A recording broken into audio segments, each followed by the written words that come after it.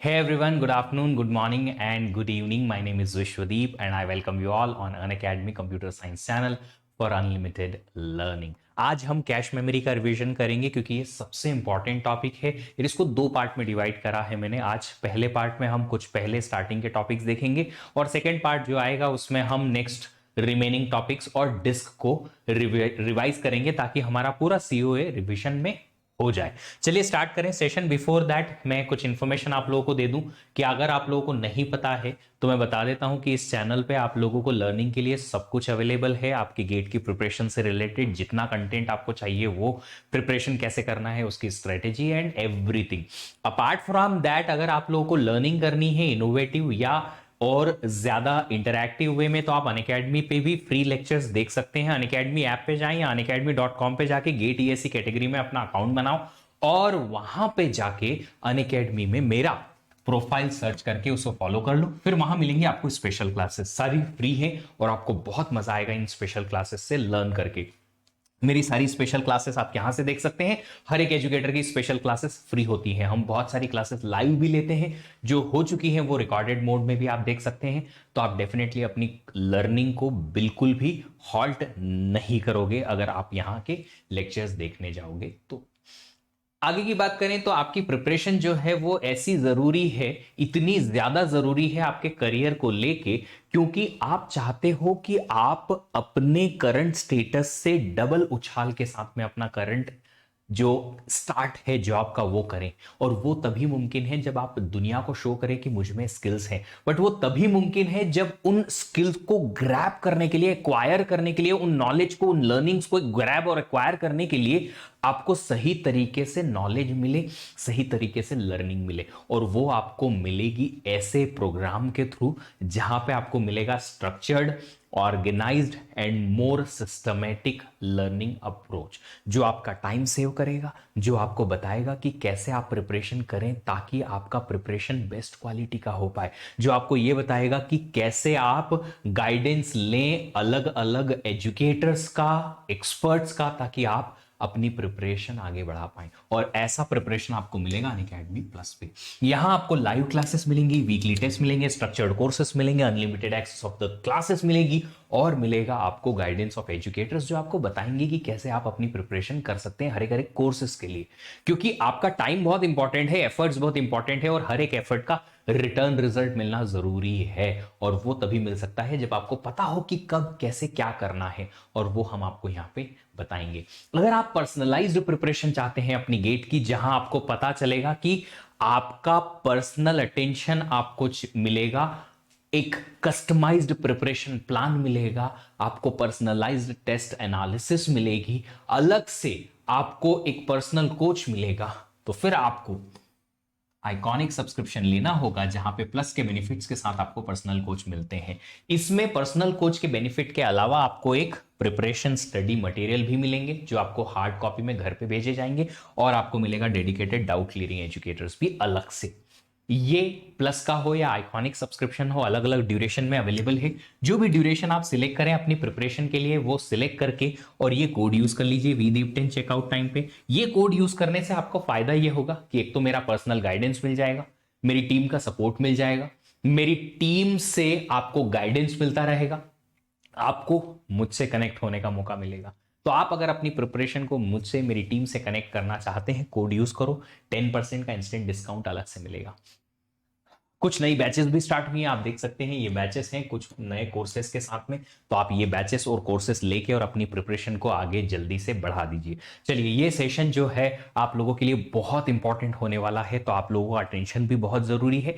हमेशा की तरह एक ही क्वेश्चन हर बारी कि क्या आप लोग रेडी हैं। अगर आप लोग रेडी हैं तो कॉन्सेंट्रेट कीजिए और लेट्स स्टार्ट लर्निंग। 15 दिन भी नहीं बचे हैं हमारी प्रिपरेशन को, और अब इन 15 डेज में हम चाहेंगे कि हम अपनी प्रिपरेशन को बेस्ट पॉसिबल वे में फिनिश करें ताकि हम परफॉर्म कर पाए बेस्ट वे में गेट एग्जाम के दिन। चलिए स्टार्ट करें। चलो, स्टार्ट करने के पहले, कैश मेमोरी के पहले एक कंसेप्ट हमें यहां पे सीखना होगा, वो होता है locality of reference. Locality of reference होता क्या है कि हमें पता है कि सीपीयू ने अगर मेन मेमोरी को एक्सेस करने के लिए कोई एड्रेस जनरेट किया, तो सीपीयू इसी एड्रेस को वापस जनरेट करेगा, इसी कंटेंट को वापस एक्सेस करेगा, या इसके आसपास के कंटेंट को एक्सेस करने जाएगा, इसका पॉसिबिलिटी बहुत हाई होता है। और यही पॉसिबिलिटी को कहा जाता है लोकेलिटी ऑफ रेफरेंस। ये लोकेलिटी ऑफ रेफरेंस दो टाइप का है, टेम्परल और spatial. Temporal locality of reference बोलता है अकॉर्डिंग टू द टाइम, और स्पेशल लोकेलिटी ऑफ रेफरेंस बोलता है अकॉर्डिंग टू द स्पेस। तो टाइम का मतलब है कि थोड़ी देर के बाद अगर सेम कंटेंट सीपीयू वापस से रेफर करे तो उसे बोलेंगे टेम्परल लोकेलिटी ऑफ रेफरेंस। अगर थोड़ी देर में आजू बाजू के आसपास के कंटेंट को सीपीयू एक्सेस करने की कोशिश करे इस एड्रेस को एक्सेस करने के बाद, तो उसे बोलेंगे स्पेशियल। दोनों का कॉम्बिनेशन, ये डेफिनेशन। अब ये स्पेशल लोकेलिटी ऑफ रेफरेंस या टेम्परल लोकेलिटी ऑफ रेफरेंस का फायदा क्या है? फायदा ये है कि साइंटिस्ट को समझ में आया कि एक टाइम पे जब सीपीयू मेमोरी एक्सेस करता है, मेन मेमोरी, और वहां से कंटेंट उठाता है, तो इतना ही कंटेंट, जो एक लोकेलिटी है उतना कंटेंट या कुछ सर्टन लोकेलिटी के कंटेंट्स ही सीपीयू को बार बार लगते हैं, कंटिन्यूअसली लगते रहते हैं।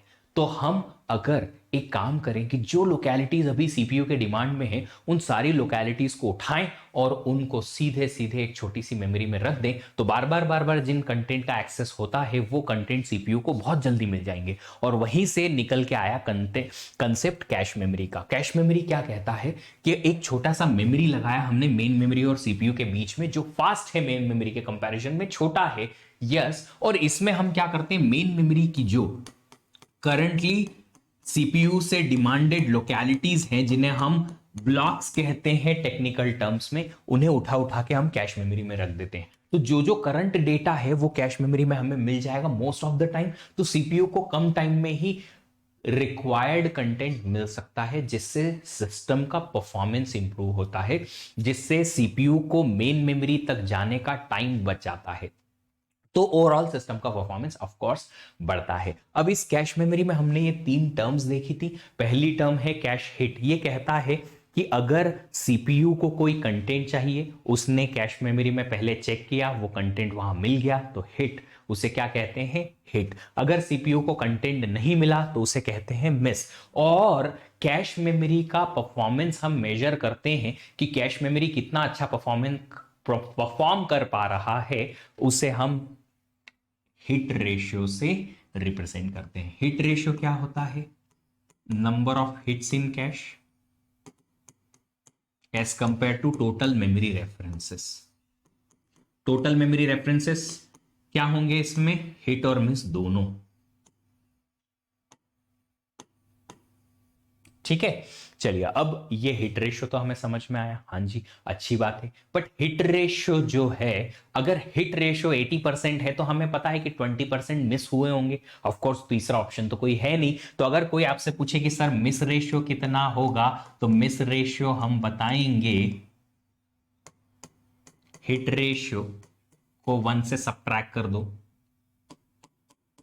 या फिर अगर परसेंटेज है तो 100% में से सब्ट्रैक्ट कर दो, है ना। ये आपको सबको पता था। अब बात करते हैं वर्किंग ऑफ कैश के बारे में। वर्किंग ऑफ कैश क्या होती है? सीपीयू ने सर्च किया पहले कंटेंट, कैश में नहीं मिला। अगर मिल गया तो अच्छी बात है, वो कंटेंट सीपीयू कैश से उठा लेता है। अगर नहीं मिला तो सीपीयू जाता है मेन मेमोरी के पास। अब मेन मेमोरी में तो ऑफ कोर्स कंटेंट मिलेगा, जी हाँ। तो जो एक बाइट या एक वर्ड सीपीयू को चाहिए था वो मेन मेमोरी से डायरेक्टली सीपीयू को चले जाता है। बट हमें पता है, एंटिसिपेट करना है आगे फ्यूचर वाले रेफरेंसेस को, कि सीपीयू ने अगर ये रेफर किया है इतना बाइट, तो डेफिनेटली सीपीयू आसपास की बाइट्स को भी रेफर करेगा। तो हम क्या करते हैं, इस बाइट को और इसके आसपास की बाइट को, पूरे ब्लॉक को उठा के कहां रख देते हैं? कैश मेमोरी में। ये चीज क्यों करते हैं? क्योंकि हमें एंटिसिपेट हो गया है कि ये वाला ब्लॉक अब सीपीयू रेफर करेगा, इसके दूसरे कंटेंट को सीपीयू रेफर करेगा ही करेगा।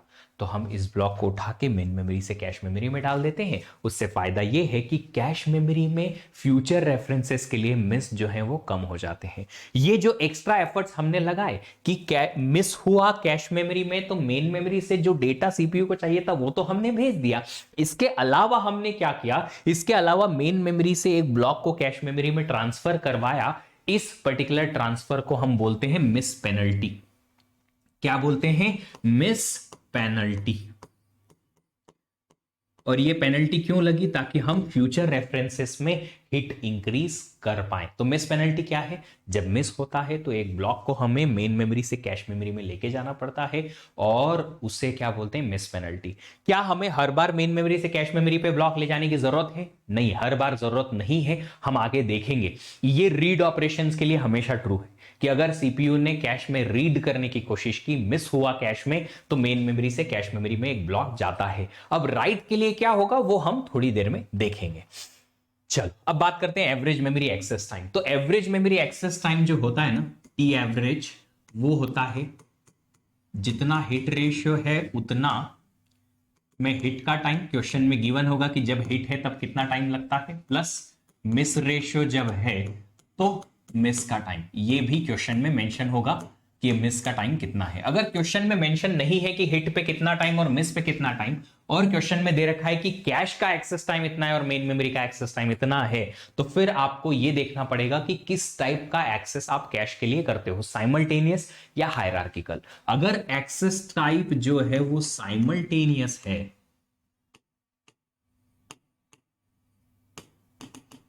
तो साइमल्टेनियस एक्सेस के लिए टी एवरेज जो है वो हो जाएगा कितना? अगर हिट है तो कैश मेमोरी का एक्सेस टाइम, और मिस है तो मेन मेमोरी का एक्सेस टाइम। मिस के टाइम पे हम डायरेक्टली मेन मेमोरी एक्सेस करेंगे, कैश में लुकअप का टाइम इसके पैरेलली हो जाएगा, है ना। अगर हम हायरार्किकल एक्सेस की बात करें तो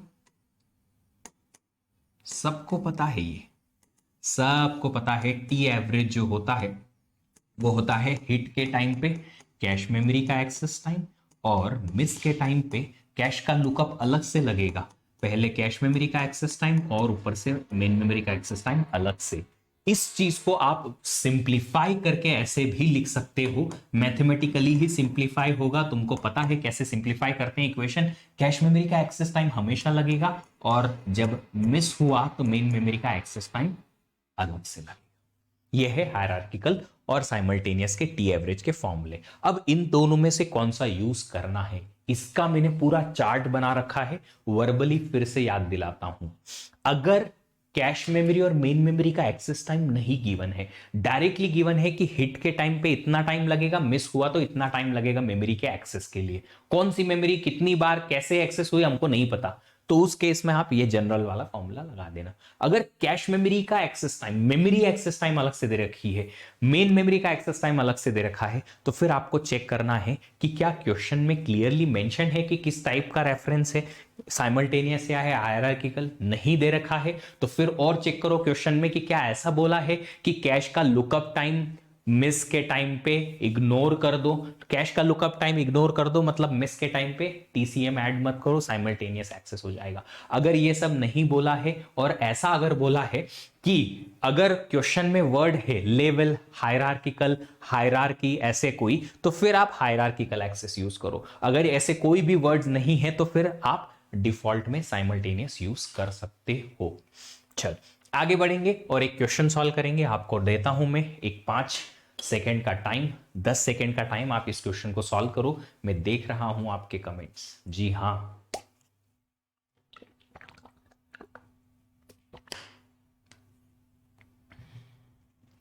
क्या बोला गया है? assume that a certain processor a read request takes 80 nanoseconds on a cache miss। Miss होता है तो रीड रिक्वेस्ट को 80 नैनोसेकेंड लगते हैं।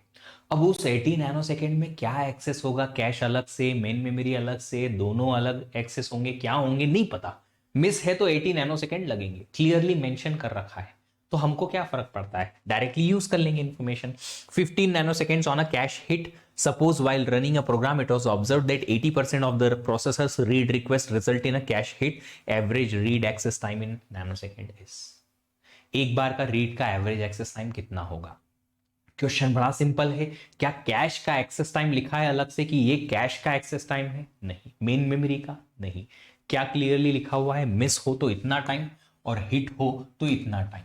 एवरेज फॉर्मूला जो जनरल वाला पहला वाला फॉर्मूला है वो लगा दो। हिट परसेंटेज कितना है? 80%, तो 0.8 टाइम्स लगेगा 50 और 0.2 टाइम्स लगेगा 80।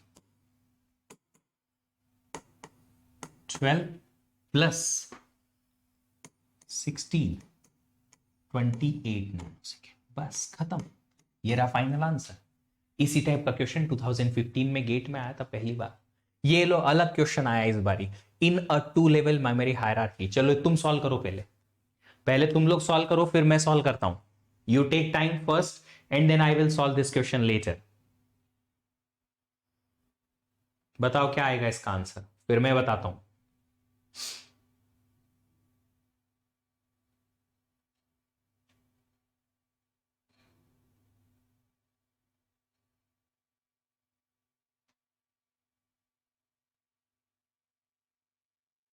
चल, in a two-level hierarchy, if the top level has an access time of 20 nanosecond, bottom level has an access time of 120 nanosecond।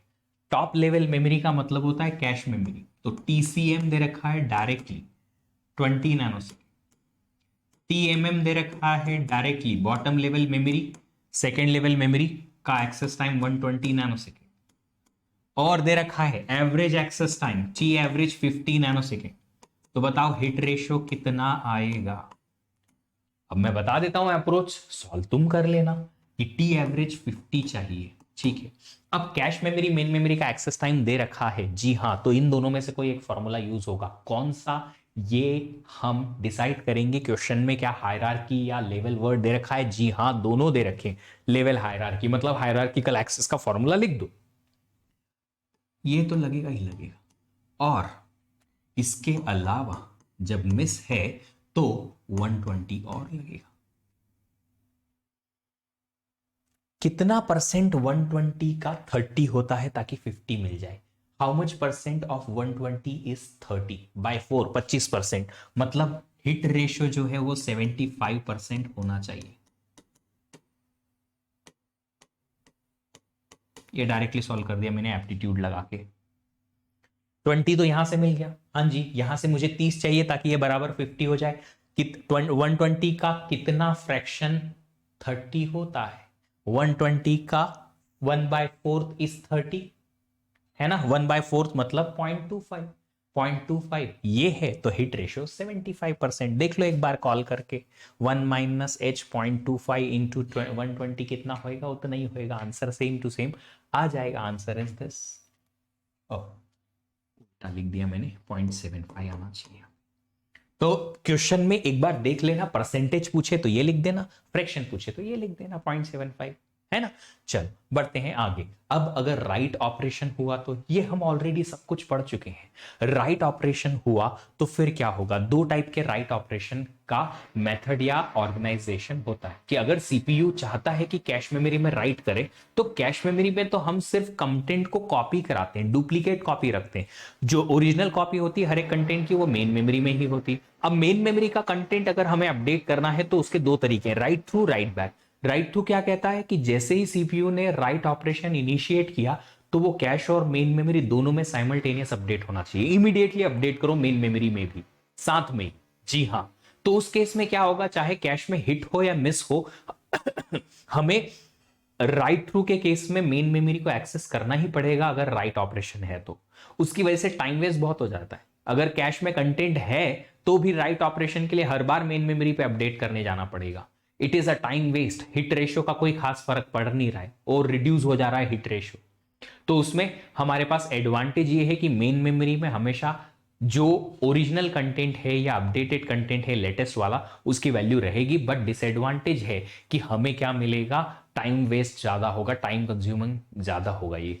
तो फिर हमने राइट बैक रखा। राइट बैक क्या कहता है कि सीपीयू अगर कैश मेमोरी में कोई कंटेंट को अपडेट करता है तो करते रहने दो, करते रहने दो, करते रहने दो।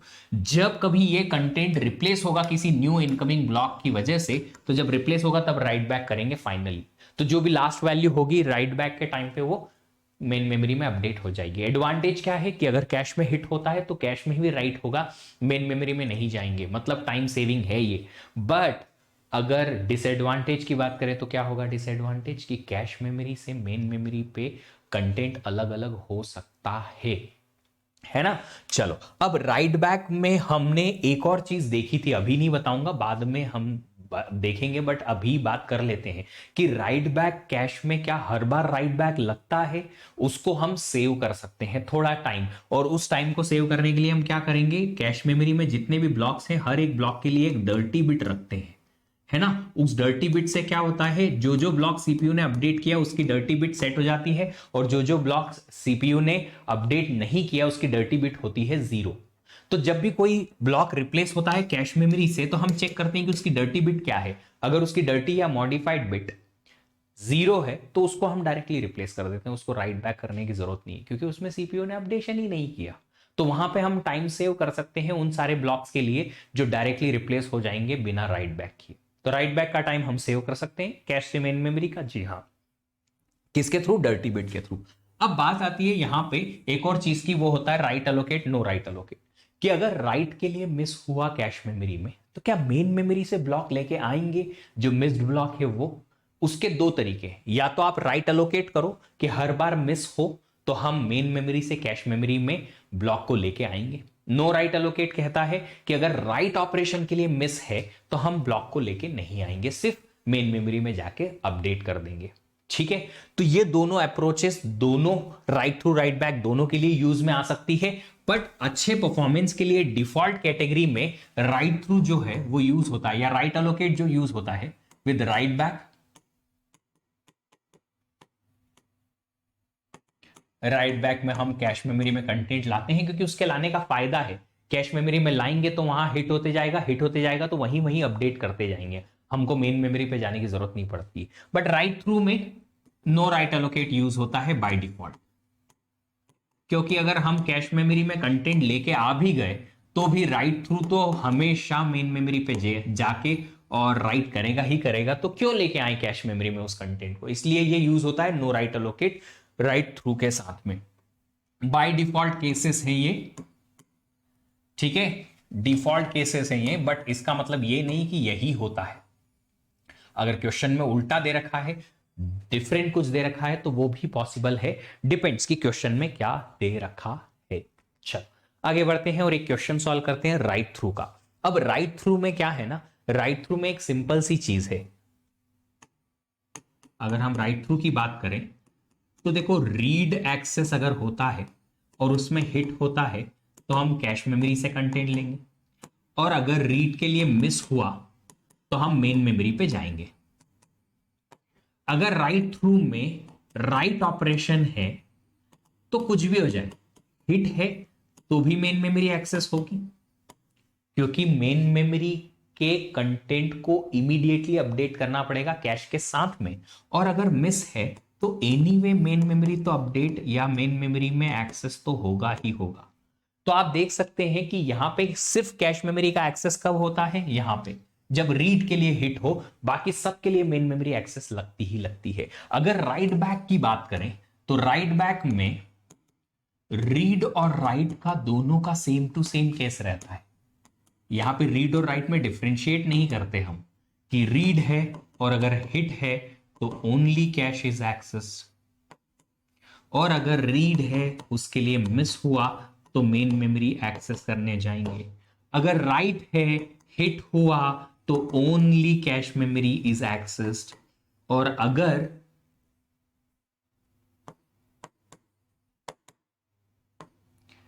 राइट के लिए मिस हुआ तो फिर आपको मेन मेमोरी तक जाना ही पड़ेगा।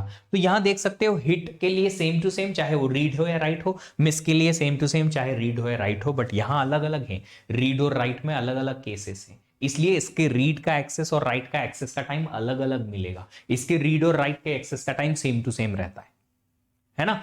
चलो तो हमने क्वेश्चन सॉल्व किए हैं ये वाले, एक बार जल्दी से आप लोग भी सॉल्व कर लो।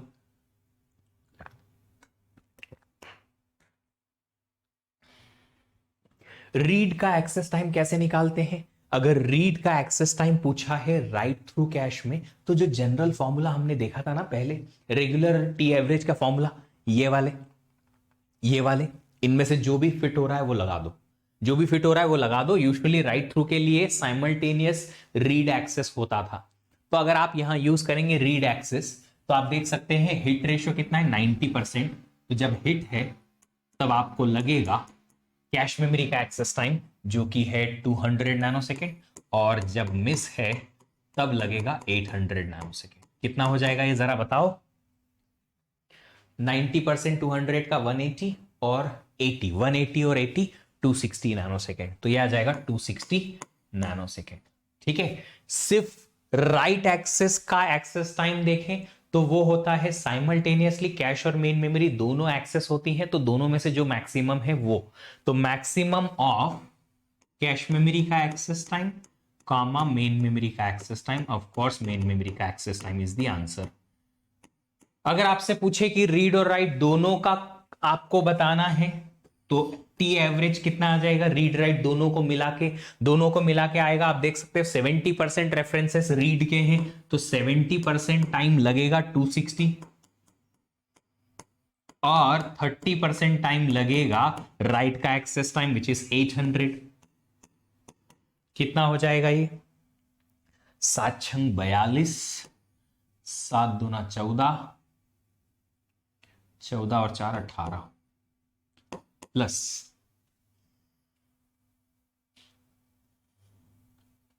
3 छंग 18, 3 दूना 6 और 1 7। ठीक है, 78 हटा दिया, 240 यहां से 8 दिया 24, तो ये आ जाएगा हमारे पास 2 8 4 12, 2 और 3 और 1 4, 422 नैनो सेकेंड। अब अगर आपसे कोई पूछे कि राइट थ्रू कैश में इफेक्टिव हिट रेशियो क्या आएगा, तो इफेक्टिव हिट रेशियो का मतलब है कि वो फैक्टर बताओ या वो फ्रैक्शन ऑफ रेफरेंसेस बताओ जो सिर्फ कैश मेमोरी से फुलफिल हो जाते हैं। तो कैश मेमोरी से फुलफिल तो सिर्फ रीड के हिट होते हैं, तो रीड के हिट इफेक्टिव हिट रेशियो होगा विच इज रीड का हिट इतना,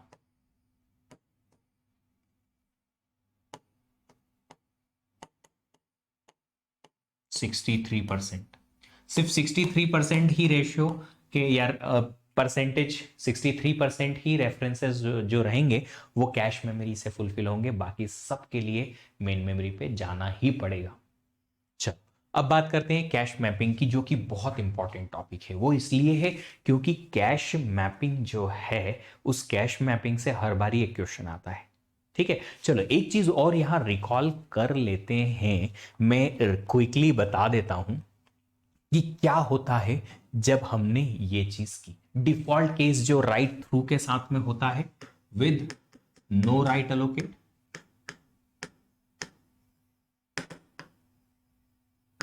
और राइट बैक के साथ क्या होता है विद राइट अलोकेट, है ना। अब देखो दोनों के केस में, चाहे ये हो या ये हो, राइट थ्रू हो या राइट बैक हो, रीड का सेम टू सेम एग्जीक्यूशन होता है। हिट हुआ तो कैश मेमोरी एक्सेस हो जाएगी, दैट्स इट। यहां भी वैसा का वैसा। मिस हुआ तो कंटेंट मेन मेमोरी से एक्सेस हो जाएगा और उसके बाद मिस्ड ब्लॉक मेन मेमोरी से कैश मेमोरी में जाएगा। इतना तो बराबर है सब में, बस यहां चेंज क्या आएगा, अगर एक मिस्ड ब्लॉक रीड के लिए मिस हुआ ब्लॉक कैश मेमोरी से में लाते हैं मेन मेमोरी से, तो कैश मेमोरी से एक ब्लॉक रिप्लेस हो सकता है। जी हां, तो उस ब्लॉक का क्या करें, राइट थ्रू में उसको डायरेक्टली रिप्लेस कर देते हैं, क्योंकि कोई दिक्कत ही नहीं है हमें, हमारे पास पता है कि मेन मेमोरी में ओरिजिनल कंटेंट मिलेगा, तो डायरेक्टली रिप्लेस कर दो, है ना। तो राइट थ्रू में अगर कोई भी ब्लॉक मेन मेमोरी से कैश मेमोरी में आया रीड मिस के लिए, तो रिप्लेस ब्लॉक रिप्लेस हो जाता है, कोई टेंशन नहीं। यहां पे क्या होगा, अगर रीड मिस हुआ, हम ब्लॉक को मेन मेमोरी से कैश मेमोरी में लेके आए, एक कैश मेमोरी का ब्लॉक उसकी वजह से रिप्लेस होना है। कौन सा रिप्लेस होना है, जो भी रिप्लेस होना है बेस्ड ऑन मैपिंग और वॉटेवर, जिसको भी रिप्लेस करना है उस रिप्लेस ब्लॉक को देखो कि क्या वो डर्टी है, अगर है तो राइट बैक कर दो, अगर डर्टी नहीं है तो रिप्लेस कर दो डायरेक्टली। ये दोनों का हमने रीड देख लिया। अब राइट की बात करते हैं। यहां पे अगर राइट थ्रू में राइट हिट हुआ तो हम कैश मेमोरी को अपडेट कर देते हैं, साइमल्टेनियसली मेन मेमोरी का कंटेंट भी अपडेट हो जाता है, काम खत्म।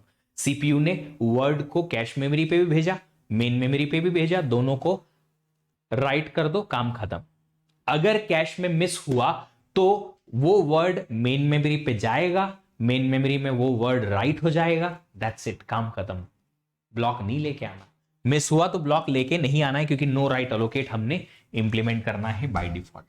ठीक है, ये चीज हम देख चुके थे। अब देखते हैं राइट बैक। राइट बैक क्या बोलता है, राइट बैक बोलता है कि अगर राइट के लिए हिट हुआ तो कैश मेमोरी में अपडेट कर दो, दैट्स इट, है ना। अगर राइट के लिए मिस हुआ तो मेन मेमोरी में जाओ, मेन मेमोरी में जाके पहले ब्लॉक को उठा के लाओ कैश मेमोरी में, वहां अपडेट मत करो, मेन मेमोरी से ब्लॉक पहले उठा के लाओ कैश मेमोरी में। जब वो कैश मेमोरी में आ जाए तो फिर कैश मेमोरी में एक और एक्सेस करो और उसको अपडेट करो। मतलब पहले मिस पेनल्टी लगा के और मेन मेमोरी में से ब्लॉक कैश मेमोरी में लेके आओ राइट मिस के लिए। जब वो ब्लॉक आ जाएगा कैश मेमोरी में तो फिर एक कैश हिट करो कैश मेमोरी में, ब्लॉक अब मिल जाएगा, कंटेंट मिल जाएगा, उसको राइट कर दो कैश मेमोरी में, उसको डर्टी बना दो। ये होता है किसमें? With right allocate right back में। ठीक है, चलो अब आगे बढ़ते हैं और ये देखते हैं मैपिंग। मैपिंग होती क्या है? मैपिंग होती है, हमें ये पता होना जरूरी है पहले तो कि सीपीयू जब कभी भी एड्रेस जनरेट करता है तो वो एड्रेस जो होता है वो मेन मेमोरी के रिस्पेक्ट में होता है। अब अगर मेन मेमोरी का रिस्पेक्ट में एड्रेस जनरेट हुआ तो उस मेन मेमोरी के एड्रेस से कैश में सर्च कैसे करें कि ये वाला मेन मेमोरी का एड्रेस का कंटेंट कैश में मिलेगा कहां? तो उसके लिए हमने एक पैटर्न बनाया कि जब भी हम मेन मेमोरी से कैश मेमोरी में कंटेंट को लेके आएंगे तो मेन मेमोरी के एड्रेस को हम एक पैटर्न के थ्रू एक कैश मेमोरी के स्पेशल कंटेंट या स्पेशल लोकेशन पे रखेंगे, ताकि जब सर्चिंग की जरूरत पड़े तो उसी एड्रेस पे हम वही पैटर्न लगा के और देख पाए कि ये कैश मेमोरी में यहां मिल सकता है। अगर मिल गया तो हिट, नहीं मिला तो मिस। इस तरीके से हम पैटर्न बनाते हैं और उस पैटर्न को क्या बोलते हैं? Cash mapping. तो ये पैटर्न क्या करता है? दो चीजें हेल्प करता है। मेन मेमोरी से कैश मेमोरी में ब्लॉक को कहां रखना है उसकी हेल्प करता है।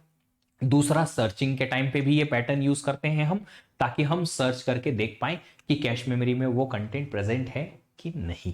ठीक है, उसे बोलते हैं मैपिंग। मैपिंग 3 टाइप की होती है। ओहो मैंने यहां लिखा नहीं, चलो लिख देते हैं तीनों टाइप के नाम। डायरेक्ट मैपिंग और सेट एसोसिएटिव मैपिंग और फुल्ली एसोसिएटिव। ये सारे हमने तीनों टाइप की मैपिंग पढ़ी है। डायरेक्ट मैपिंग क्या कहती है? डायरेक्ट मैपिंग ये कहती है कि कोई भी ब्लॉक मेन मेमोरी का है उसे कैश मेमोरी में लेके आएंगे तो 0 0 पे जाएगा, 1 1 पे जाएगा, 2 2 पे जाएगा, 3 3 पे जाएगा, 4 4 पे जाएगा, इस तरीके से चले जाएंगे। अगर और मेन मेमोरी के ब्लॉक है तो वापस से 0 1 2 3 4 0 1 2 3 4 इस तरीके से चलते जाएगा। ये होती है डायरेक्ट मैपिंग। डायरेक्ट मैपिंग का हमने एक फॉर्मूला भी देखा था। वो क्या था कि अगर मेन मेमोरी का ब्लॉक नंबर दे रखा है और आपको बताना है कि ये मेन मेमोरी का ब्लॉक नंबर कैश मेमोरी में कहां पे रखेंगे कि कैश मेमोरी का ब्लॉक नंबर पता चल जाए, तो हम क्या करते हैं? हम मॉड्यूलस करते हैं, इसका फॉर्मूला लगाते हैं number of blocks in cache से। Number of blocks in cash.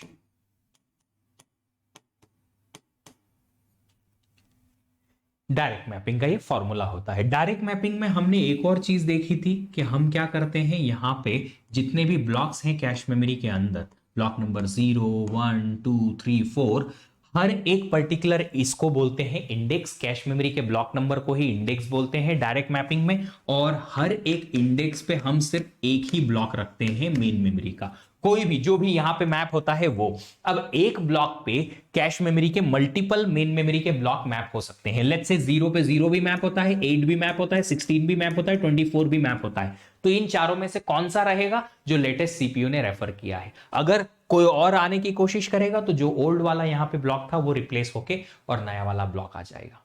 ठीक है, इतना समझ में आया। एक और चीज हमने यहां पे देखी थी कि अब इन चारों में से कौन सा वाला ब्लॉक यहां पे प्रेजेंट है, इसके लिए आइडेंटिफिकेशन लगता है हर एक ब्लॉक का। जी हां, और उसको हम बोलते हैं टैग। तो कैश मेमोरी में हर एक ब्लॉक के साथ हम टैग स्टोर करते हैं। ये टैग किस चीज की हेल्प करता है? हमें ये बताने के लिए कि मेन मेमोरी का कौन सा वाला ब्लॉक अभी कैश मेमोरी में यहां पे रखा हुआ है। 0 के लिए टैग अलग होगा, 8 के लिए अलग, 16 के लिए अलग, 24 के लिए अलग। बट ये मैप कहां पे करेंगे? 0 पे ही करते हैं। ठीक है, अभी और हर एक ब्लॉक के लिए ऐसे अलग अलग टैग होंगे। हाँ जी, ब्लॉक नंबर 1 पे कुछ 4 अलग अलग ब्लॉक या कुछ अलग अलग मल्टीपल ब्लॉक्स मेन मेमोरी के मैप करते हैं। उन चारों में से यहां कौन होगा उसका टैग अलग। ऐसे जितने भी कैश मेमोरी में ब्लॉक्स हैं हर एक के लिए हम ऐसी टैग की इंफॉर्मेशन रखते हैं। तो अगर आपसे कोई पूछे कि टैग डायरेक्टरी का साइज बताना है आपको, तो टैग डायरेक्टरी का साइज कितना होता है? टैग डायरेक्टरी का साइज, टैग डायरेक्टरी का साइज मतलब ये जो हमने टैग पूरा स्टोर किया है कैश मेमोरी में, टोटल एक्स्ट्रा कितना स्टोर किया इन ब्लॉक्स के अलावा, तो वो होता है हर एक ब्लॉक के लिए कैश के आप ये टैग इंफॉर्मेशन स्टोर करते हो, तो यहां लिखोगे number of blocks in cash multiplied by tag plus extra bits. Sir ये एक्स्ट्रा बिट्स क्या है? वैलिड बिट, मॉडिफाइड बिट और पता नहीं क्या क्या, जितनी भी बिट्स एक्स्ट्रा दे रखी है क्वेश्चन में, अगर दे रखी है तो ले लेना, नहीं तो जीरो ले लेना। ठीक है, ओके, समझ में आई बात। इसको हम मेटा डेटा का साइज भी कहते हैं।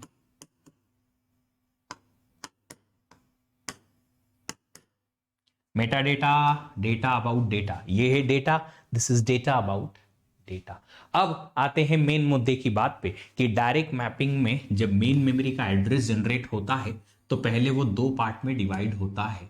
मेन मेमोरी का एड्रेस क्या मिलता है वहां से? पहले तो मेन मेमोरी का ब्लॉक नंबर और दूसरा मिलता है यहां से बाइट का ऑफसेट, कि कौन सी byte within that particular main memory का ब्लॉक। फिर इस मेन मेमोरी के ब्लॉक को हम और दो पार्ट में डिवाइड करते हैं, तो ये तो byte offset as it is, और मेन मेमोरी के ब्लॉक नंबर को हम दो पार्ट में डिवाइड करते हैं। लेफ्ट वाली चीज होती है टैग, मिडिल वाला जो पार्ट होता है वो होता है कैश मेमोरी का ब्लॉक नंबर। इस कैश मेमोरी के ब्लॉक नंबर को ही हम इंडेक्स भी कहते हैं। ठीक है, कैसे पता चलेगा कि कैश मेमोरी के ब्लॉक नंबर में कितनी बिट्स हैं या बाइट ऑफसेट में कितनी बिट्स हैं? तो उसके लिए हम सिंपल सी चीज लिखते हैं, ये सब हमें पता है, bits in byte offset is equal to, कैसे लिखेंगे, लॉग ऑफ ब्लॉक का साइज। अगर ब्लॉक का साइज 16 बाइट का है तो 2 power 4, log of 2 power 4 is 4 bits, तो यहां पे 4 आ जाएंगी बिट्स इन इंडेक्स, या फिर कैश मेमोरी का ब्लॉक नंबर कितना होता है? अरे कॉन्सेंट्रेट कर ले इधर, ये बहुत जरूरी है, इसी से एग्जाम निकलेगा और तुम्हारा करियर बनेगा। अगर आप लोग इस लेक्चर को लाइव या रिकॉर्डेड सुन रहे हो तो सोचो इस बात को कि एक साल पूरा प्रिपरेशन करने के बाद ये मौका आपके हाथ आया है कि आप गेट का एग्जाम अटेम्प्ट करें, और ये मौका इतना बड़ा मौका है, इतना बड़ा अपॉर्चुनिटी है कि आप लोगों को इसका अंदाजा भी नहीं है अभी। जब आप किसी आईआईटी, आईआईएससी या किसी बड़े कॉलेज में सिलेक्ट हो जाएंगे तब आपको पता चलेगा कि कितना अपसाइड डाउन हो गया है आपका लाइफ, कैसे आपको इतनी बड़ी बड़ी कंपनीज इतने बड़े बड़े ऑफर देने के लिए रेडी हो जाएंगी सिर्फ एक कॉलेज के नाम पे नहीं। आपका एटीट्यूड, एप्टीट्यूड, मेंटल स्ट्रेंथ सब कुछ चेंज हो जाएगा, एकदम एकदम ट्रांसफॉर्म हो जाओगे आप यहां से किसी अनादर लेवल पे। और उसके लिए आपको अपने आप को शो करना पड़ेगा कि सी मेरे में है दम कि मुझे आप 20 लाख, 25 लाख, 40 लाख या 2 करोड़ का पैकेज दो। और ये तभी मुमकिन है जब आप इस एग्जाम में अच्छा करो। तो कॉन्सेंट्रेट करो, आपकी ही लाइफ चेंज होगी, मेरी नहीं। इस एग्जाम को अच्छा लिखने से और आपकी रैंक आने से मेरी सैलरी नहीं बढ़ने वाली और ना ही मेरी कोई रैंक आएगी या कुछ होगा। करियर मेरा जो है मेरे हाथ में है, मैं अपने तरीके से हैंडल करता हूं। आपका करियर आपके हाथ में है, अच्छे तरीके से हैंडल करो, कॉन्सेंट्रेट करो, मैक्सिमम प्रिपरेशन प्लान बनाने की, ताकि आप सही तरीके से गेट निकाल के और अपना करियर आगे ले जा पाओ। आपकी पूरी फैमिली, आपका खुद का स्टेटस, आपके फैमिली का स्टेटस, अपनी खुद की आपकी पूरा फ्यूचर इस इवेंट पे डिपेंडेंट है, जो कि होने वाली है 5 Feb 2020 को, 22 को। तो जल्दी से बस कंसंट्रेट करो और प्रिपेयर करो। अगर आप एग्री करते हो कि हाँ सर ये सही है जो मैंने कहा, तो लिखो कमेंट बॉक्स में कि हाँ एग्री करते हो। तो बिट्स इन इंडेक्स या कैश मेमोरी ब्लॉक नंबर कितना होगा? Log of number of blocks in cache. अब number of blocks in cache कैसे निकालते हो? Number of blocks in cache जो होता है उसे आप निकालेंगे कैसे? कैश का साइज डिवाइडेड बाय ब्लॉक का साइज से, है ना। चलो, अब मैंने आपको एक और चीज बताई थी कि अगर आपके पास में टैग डायरेक्टरी या टैग की साइज पूछी है और मेन मेमोरी का एड्रेस दे रखा है, तो ये दोनों फील्ड मिलके, कौन सा, इंडेक्स और बाइट ऑफसेट मिलके, और कितना होता है, लॉग ऑफ कैश साइज के बराबर, बेस 2।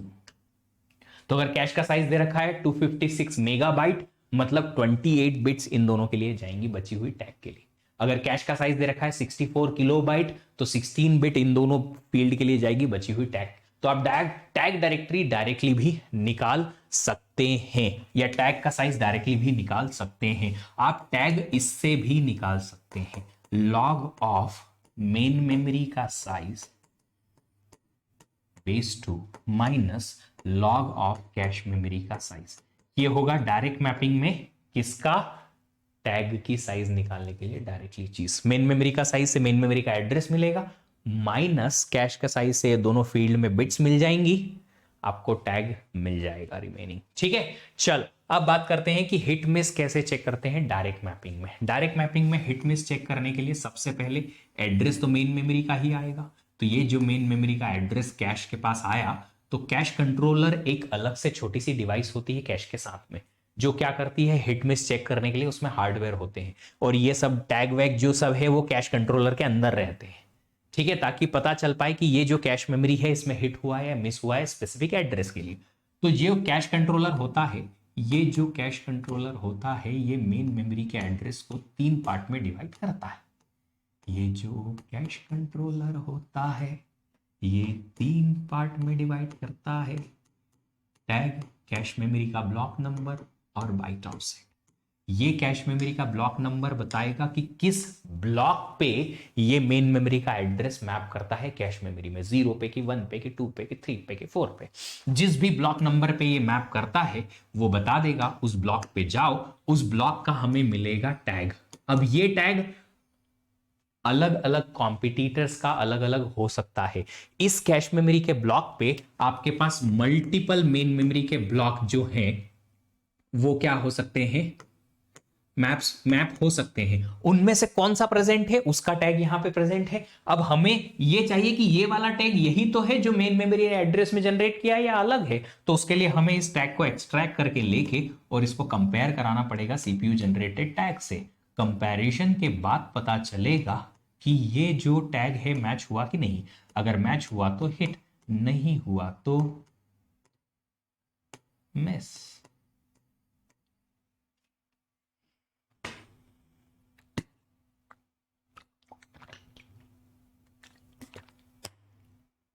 ऐसे हम हिट और मिस चेक करते हैं, है ना।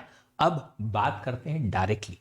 क्वेश्चन में अगर ये मेन मेमोरी का एड्रेस बाइनरी या हेक्साडेसिमल में दिया जाए तो उसको बाइनरी में कन्वर्ट करना आसान है, 3 पार्ट में डिवाइड करना आसान है और चेक करना आसान है बड़े आसानी से। बट अगर यही एड्रेस मेन मेमोरी का डेसिमल में दिया जाए तो या तो बाइनरी में कन्वर्ट कर लो और फिर ये 3 पार्ट करके ऐसा कर लो, या फिर मैंने बताया था कि अगर डेसिमल में दिया जाए तो आप एक काम करो, मेन मेमोरी का जो एड्रेस है जो डेसिमल में दिया हुआ है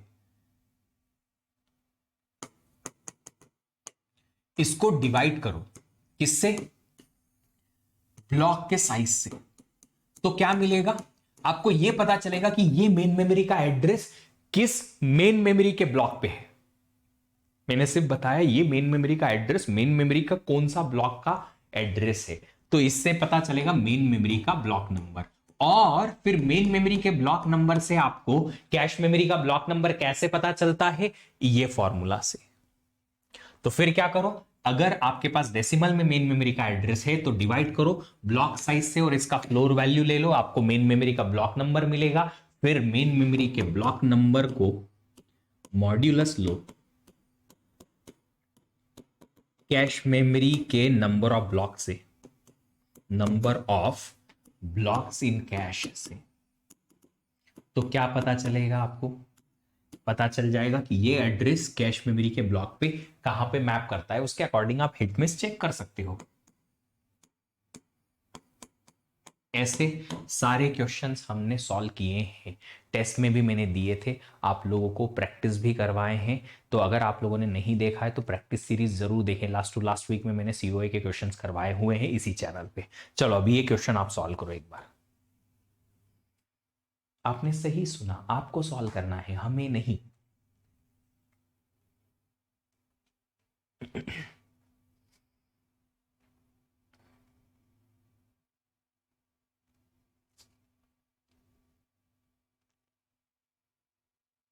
कर रहे हो ना? वेट कर रहा हूं मैं, वेट कर रहा हूं आप लोगों का।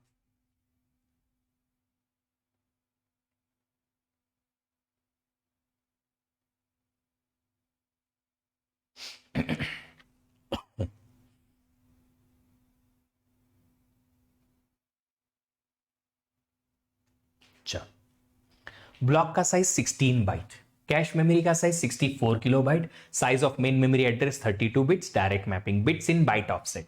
16 बाइट का है 2 पावर 4 बाइट, इसका मतलब बाइट ऑफसेट में आ जाएंगे आपके पास 4 bit.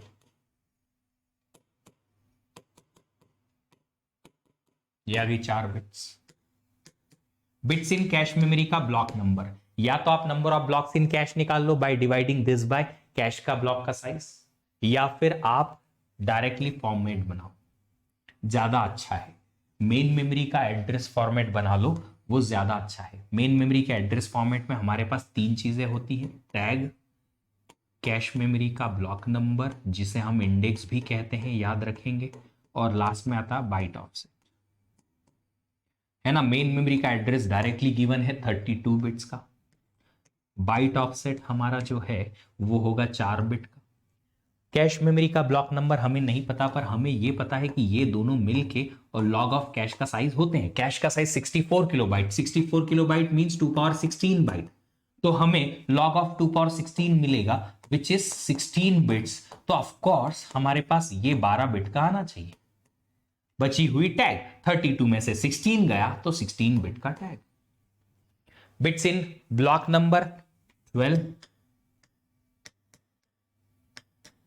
Bits in tag 16। Tag directory का साइज बता दो भैया। टैग डायरेक्टरी का साइज होता है sir number of blocks in cache into tag का size plus extra bits. Extra तो कुछ है नहीं, ये आ गया आंसर। इसको हम 2 पावर 16 बिट्स भी लिख सकते हैं विच इज 64 किलो बिट्स, या फिर इसे हम 8 किलो बाइट भी लिख सकते हैं। जो भी ऑप्शन में आपसे बोले वो उसके अकॉर्डिंग आप ये यूनिट बना देना, ठीक है। चलो अब ये क्वेश्चन देखो, ये डायरेक्ट डायरेक्ट बहुत सिंपल सिंपल क्वेश्चन है, इसको आपको बिना लिखे सॉल्व करना है। इस टाइप के क्वेश्चन को आपको इतनी प्रैक्टिस होनी चाहिए कि बिना लिखे आप सॉल्व कर पाओ। जी हाँ, इस टाइप के क्वेश्चन, इसके पहले वाले क्वेश्चन को भी। डायरेक्ट मैप्ड कैश का साइज 128 केबी का है, CPU generate 32 bit address, tag bits क्या होगी मेन मेमोरी के एड्रेस में। अभी तो बताया कि आपके पास अगर 32 बिट का एड्रेस है, हमारे पास टैग, कैश मेमोरी का ब्लॉक नंबर और बाइट ऑफसेट, ये 3 फील्ड में हम डिवाइड करते हैं। पता है ये दोनों मिलके होते हैं लॉग ऑफ कैश का size which is 2 power 17 byte, 17 bits. 32 minus 17 कितना होता है 15, तो टैग हो गया 15 बिट्स। ये रहा आपके पास आंसर।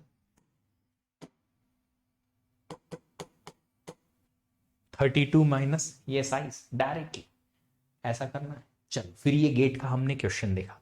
इस गेट के क्वेश्चन में अभी हमने थोड़ी देर पहले देखा था, मैंने बताया था आपको कि अगर मेन मेमोरी का एड्रेस आपको हेक्साडेसिमल या बाइनरी में दे रखा होता है तो बड़ा आसान होता है इसको कन्वर्ट कराना।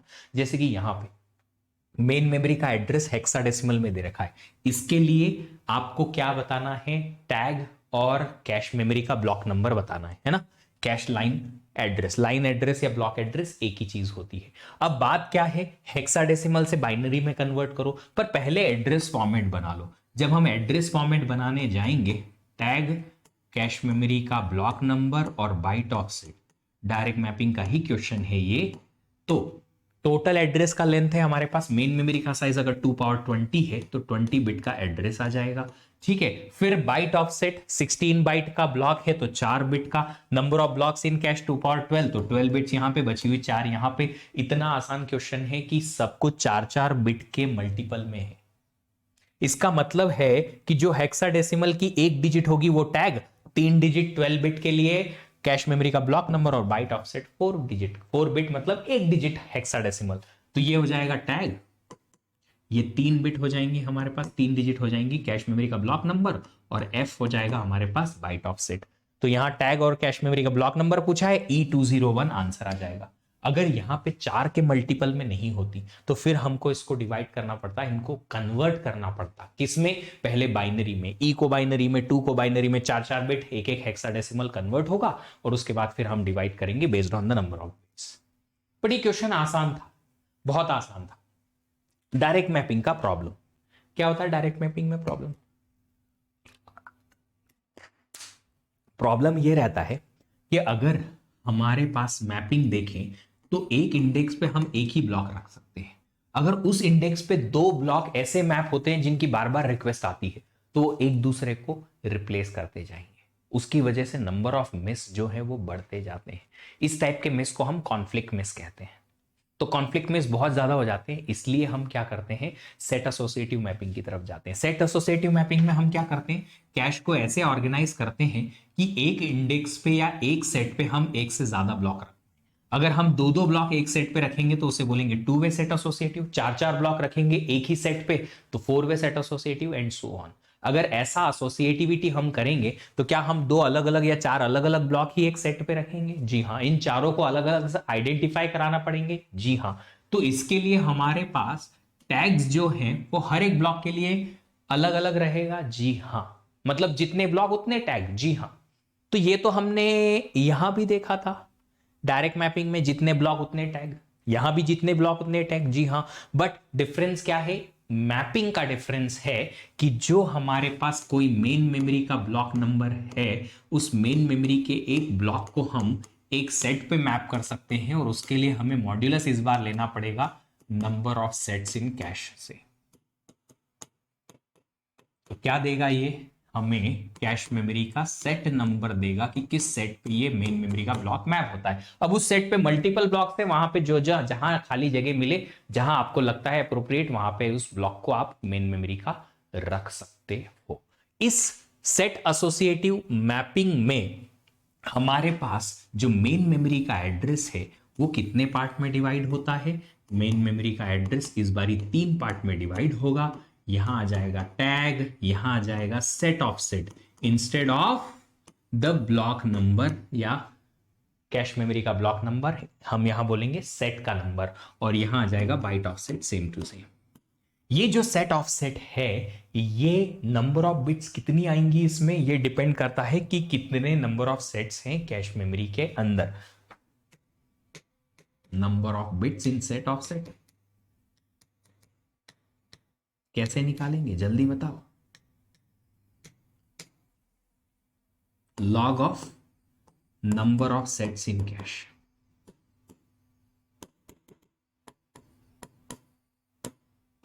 और नंबर ऑफ सेट्स कैसे निकालते हो?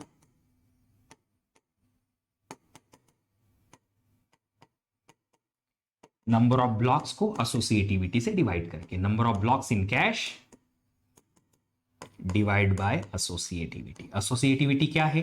2 वे सेट एसोसिएटिव मतलब एक सेट में 2 ब्लॉक, 4 वे सेट एसोसिएटिव मतलब एक सेट में 4 ब्लॉक्स, इस तरीके से। ठीक है, चलो। और इसमें हमने एक चीज और देखी थी, वो ये है कि अगर हम चाहें कि ये दोनों फील्ड को डायरेक्टली कैलकुलेट कर लें, तो ये दोनों फील्ड में नंबर ऑफ बिट्स आएंगे लॉग ऑफ कैश मेमोरी का साइज माइनस लॉग ऑफ के। लॉग ऑफ के इज व्हाट? एसोसिएटिविटी। तो इन दोनों फील्ड में इतनी बिट्स आ जाएंगी, रिमेनिंग बिट टैग में चली जाएंगी। सेट एसोसिएटिव मैपिंग में अगर आपसे टैग डायरेक्टरी का साइज पूछे तो क्या आएगा?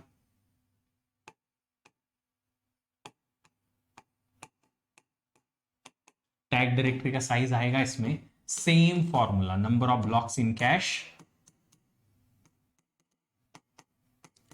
Into tag bits plus extra bits. Question में अगर एक्स्ट्रा बिट्स हैं तो ले लेना, नहीं है तो 0 मान लेना। चलो, अब एक चीज और यहां से निकल के आती है कि जब जब हम डायरेक्ट मैपिंग से एसोसिएटिविटी डबल करते हैं अगर डायरेक्ट मैपिंग से एसोसिएटिविटी डबल की तो ये जो मिडिल फील्ड है हमारा, वहां पे ब्लॉक नंबर था, यहां 60 ऑफसेट है, दोनों पे उसको इंडेक्स बोलते हैं।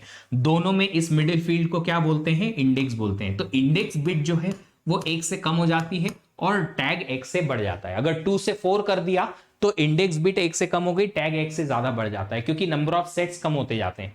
नंबर ऑफ सेट्स कम होते जाते हैं तो यहां पे नंबर ऑफ बिट्स कम होती जाएंगी और यहां पे टैग में वो एक्स्ट्रा बिट्स इंक्रीज होती जाती हैं। तो जितनी बार भी आप टैग एसोसिएटिविटी डबल करोगे सेम कैश के लिए, सेम मेन मेमोरी एड्रेस के लिए, तो फिर सेट ऑफ सेट में एक बिट्स कम होती जाएंगी और टैग बढ़ते जाएगा। ये याद रख लेना, छोटा सा कंसेप्ट है।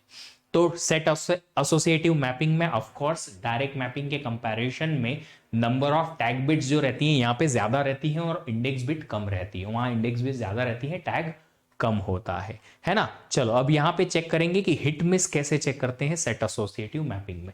अब अगर हम टू वे का एग्जांपल लें, टू वे सेट एसोसिएटिव का, तो यहां पे सबसे पहले जो मेन मेमोरी का एड्रेस आता है उसको ये कैश क्या करता है, कैश कंट्रोलर 3 पार्ट में डिवाइड करता है। अगर ये सेट है तो ये बताएगा कि ये मेन मेमोरी का एड्रेस किस सेट पे मैप करता है। अब इस सेट पे तो एक से ज्यादा ब्लॉक प्रेजेंट हैं, जी हां। सपोज अगर 2 ब्लॉक्स प्रेजेंट हैं, 2 अलग अलग ब्लॉक हैं, तो दोनों अलग अलग ब्लॉक के 2 अलग अलग टैग होंगे। अब ये ब्लॉक हिट है कि ये ब्लॉक हिट है वो कैसे पता चलेगा? इस टैग को भी इस टैग के साथ कंपैरिजन कराना पड़ेगा और इस टैग को भी इस टैग के साथ कंपैरिजन कराना पड़ेगा। जो टैग मैच हो गया वो बोलेगा कि यहां हुआ है हिट। कंपैरिजन में से दोनों में से जिसका भी आंसर ट्रू है, एक और गेट हम यहां लगाते हैं और ये बताएगा हमें कि हिट है कि मिस है। दोनों में से कोई भी अगर एक बोलता है यस कंपैरिजन का रिजल्ट ट्रू है, ये हुआ हिट, तो मतलब ये ब्लॉक हिट हुआ। ये अगर मैच हुआ टैग, मतलब ये ब्लॉक हिट है। तो यहां से पता चल जाएगा दोनों में से अगर कोई भी हिट हुआ तो हिट, नहीं तो मिस। इस तरीके से हम हिट मिस चेक करते हैं। अगर हमारे पास यहां 4 वे सेट एसोसिएटिव होता तो हम 4 टैग उठा के लाते, 4 कंपैरिजन होते पैरेलली और एक और गेट के थ्रू हमें पता चल जाता कि भैया हिट है कि मिस है ना। चल आगे बढ़ते हैं और क्वेश्चन सॉल्व करते हैं। 8 वे सेट एसोसिएटिव का ये क्वेश्चन है, आप लोग सॉल्व करके देखिए इसको जरा जल्दी से।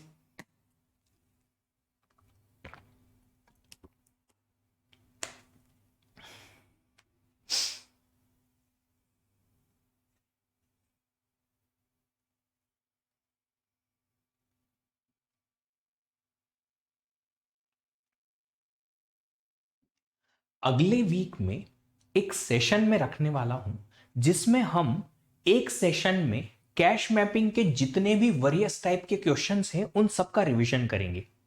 नेक्स्ट वीक में होगा ये सेशन ताकि आपको याद रहे कि जितने भी अलग अलग टाइप के क्वेश्चन हमने मैपिंग से रिलेटेड देखे, रिप्लेसमेंट के हुए या अलग अलग टाइप के मिस के टाइप के हुए या फिर अलग अलग एड्रेसेस दे रखे हैं उनसे सर्चिंग का, हिट मिस का, जितने भी टाइप के क्वेश्चन हमने अलग अलग वेरियस टाइप के बहुत सारे क्वेश्चन कर रखे हैं इसमें मैपिंग में, है ना। किसमें क्या करते हैं, किसमें क्या करते हैं, वो सब रिकॉल हो जाएगा। एक सेशन ऐसा करेंगे।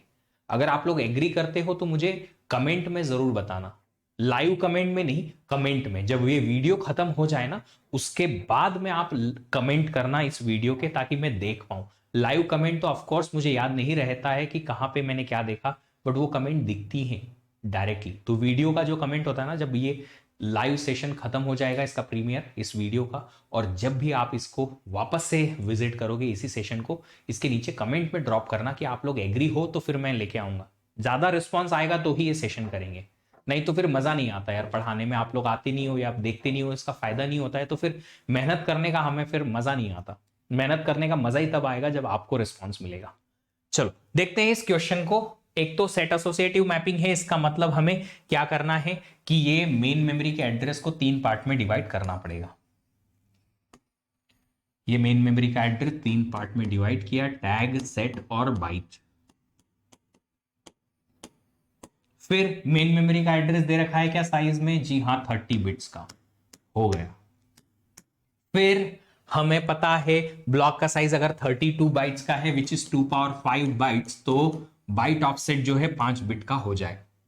फिर हमें पता है ये दोनों मिलके हमें कितना बताएंगे, लॉग ऑफ कैश का size which is 2 power 17 bytes. तो log of 2 power 17 minus log of associativity 8।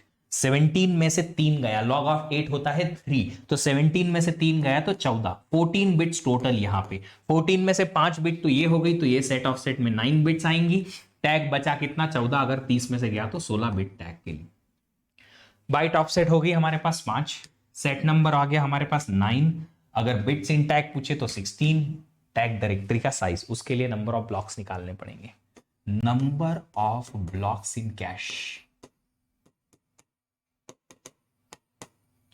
Cash का size 2 power 17 byte divide by block का size 2 power 5 byte, answer is 2 power 12। अगर यहां से आप नंबर ऑफ सेट्स निकालोगे 2 power 12 divide by associativity 8, 2 power 12 divide by 2 power 3, 2 power 9, इसीलिए 9 bit associative ये set of set के लिए हमारे पास आई। सिंपल, उधर से करो या इधर से करो, कान इधर से पकड़ो उधर से पकड़ो, खिंचाई तो होगी। टैग डायरेक्टरी का साइज, नंबर ऑफ ब्लॉक्स कितने हैं, 2 पावर 12 इनटू 16 बिट्स, ये आ जाएगा आपके पास कैश टैग डायरेक्टरी का साइज। चलो, अब ये क्वेश्चन एक गेट में आया हुआ था कि जब ब्लॉक का साइज नहीं दे रखा होता है, जो कन्वेंशनल अप्रोच होती है वो ये बोलती है कि पहले नंबर ऑफ ब्लॉक्स निकालो, फिर नंबर ऑफ सेट्स निकालो, फिर टैग का साइज निकलेगा। बट ये क्वेश्चन स्पेसिफिक था, यहाँ पे ब्लॉक का साइज नहीं दे रखा है और स्टूडेंट्स घबरा गए, सर ब्लॉक का साइज नहीं दे रखा है तो टैग कैसे निकलेगा। पर टैग निकल जाता है कैसे, अभी थोड़ी देर पहले बताया मैंने। क्वेश्चन थोड़ा चेंज कर दिया है, हाँ, तो आंसर 24 मत बोल देना। गेट का क्वेश्चन इसी टाइप का आया था बट नंबर बदल दिए मैंने। हर क्वेश्चन का एक ही आंसर नहीं हो सकता, क्वेश्चन बदला नंबर बदले तो आंसर भी बदलेगा। अगर एक ही क्वेश्चन का, सेम टाइप के क्वेश्चन का एक ही आंसर आएगा तो तुम सब आईआईटी पहुंच जाओगे, वो मुमकिन नहीं है ना। चलो बताओ, tag set byte total 38 bit का फिजिकल एड्रेस, तो ये आ गई हमारे पास 38 बिट की एड्रेस। हमें पता है ये दोनों फील्ड मिलके क्या देता है, लॉग ऑफ कैश का साइज। कैश का साइज कितना है, 256 kilobyte which is 2 power 18 byte, तो कितना हो जाएगा ये 18 बिट्स का। अगर ये दोनों 18 बिट्स के हो गए तो हमें क्या मिलेगा, 38 माइनस 18, 20 बिट्स का टाइम। आंसर क्या आ जाएगा क्वेश्चन का, 20 बिट्स।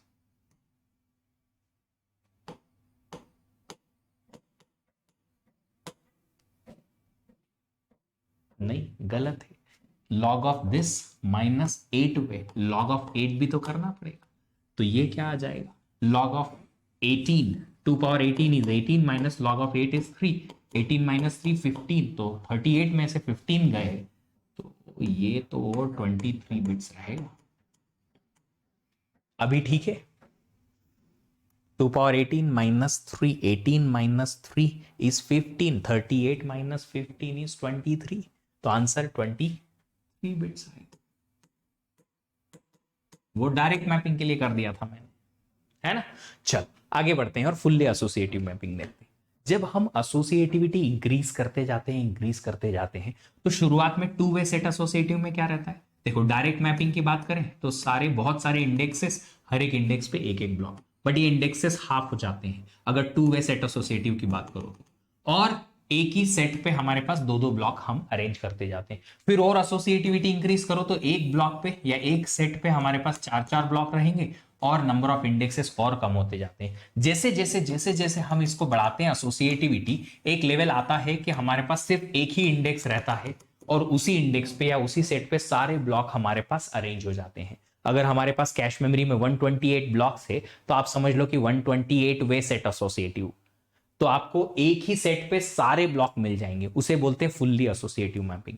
उस फुल्ली एसोसिएटिव मैपिंग में फिर मैपिंग का कोई खास रोल है नहीं, क्योंकि जो भी कोई ब्लॉक आया इसी सेट पे जाएगा, तो सेट ऑफसेट का कोई मीनिंग नहीं बनता। एक ही सेट है तो आपको मैपिंग के लिए अलग से कोई दूसरी बिट की जरूरत ही नहीं है। तो इस केस में जब अगर आप मेन मेमोरी एड्रेस को डिवाइड करने जाओगे तो सेट ऑफसेट में बिट्स 0 हो जाती हैं, मतलब आपके पास सिर्फ और सिर्फ टैग और कैश मेमोरी का ब्लॉक नंबर या बाइट ऑफसेट बचता है। बस मेन मेमोरी के एड्रेस में यही 2 पार्ट होते हैं।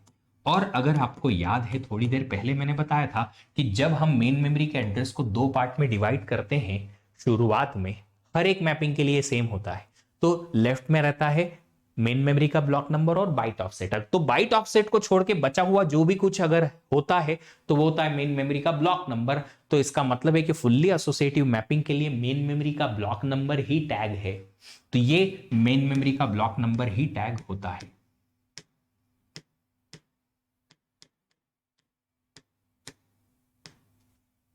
किसमें? फुल्ली एसोसिएटिव मैपिंग में। इस पर्टिकुलर मैपिंग में इंडेक्स में 0 बिट्स आती है और टैग में बहुत सारी बिट्स आती है। तो अगर आपसे कोई कंपैरिजन पूछे तो आप बताएंगे टैग में सबसे ज्यादा बिट्स आती है फुल्ली एसोसिएटिव मैपिंग में, सबसे कम बिट होती है डायरेक्ट मैपिंग में, सेट एसोसिएटिव मैपिंग में, इन दोनों के बीच में। अगर इंडेक्स की बात करें तो सबसे ज्यादा बिट्स होती है डायरेक्ट मैपिंग में, बहुत ज्यादा होती है, और सेट एसोसिएटिव में उससे कम, और फुल्ली एसोसिएटिव में तो 0 होती है इंडेक्स की बिट्स, सबसे कम, है ना। ये कंपैरिजन आपसे थियोरेटिकली पूछा जा सकता है। अब फुल्ली एसोसिएटिव मैपिंग में हिट मिस कैसे चेक करते हैं? तो उसके लिए सीपीयू जनरेट करता है मेन मेमोरी का एड्रेस। इस मेन मेमोरी के एड्रेस को सिर्फ 2 पार्ट में डिवाइड किया जाता है, टैग और बाइट ऑफसेट। फिर कैश मेमोरी के अंदर आपके पास जितने भी ब्लॉक्स हैं उन सारे ब्लॉक का एक एक टैग रहता है। हर एक टैग को मैच कराया जाता है इस टैग से। सारे टैग मैच होते हैं। जो भी टैग मैच हो गया कंपैरिजन के बेसिस पे, जो टैग मैच हो गया वो हिट, अगर एक भी टैग मैच नहीं हो पाया तो मिस। इस तरीके से हिट मिस चेक होता है इसमें। तो इन कंपैरिजन को करने के लिए बहुत सारे कंपैरेटर हार्डवेयर लगते हैं। जितने ब्लॉक हैं उतने टैग और उतने ही कंपैरेटर्स, इसलिए इसका कॉस्ट बहुत ज्यादा हो जाता है। बट हिट रेशो बहुत अच्छा होता है, बट कॉस्ट बहुत ज्यादा हो जाता है, इसलिए ज्यादातर यूज होता नहीं है। ज्यादातर क्या यूज होता है? सेट एसोसिएटिव मैपिंग, जिसमें पैसा भी कम लगे और मिस भी कम ही हो, हिट अच्छा खासा होता है। ठीक है, चलो अब ये क्वेश्चन सॉल्व करो एक।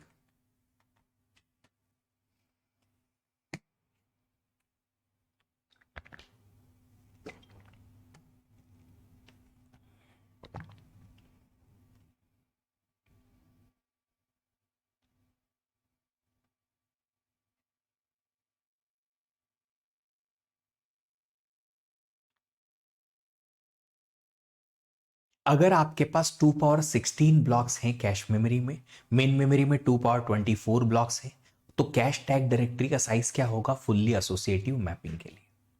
आपको पता है कैश टैग डायरेक्टरी का साइज क्या होता है?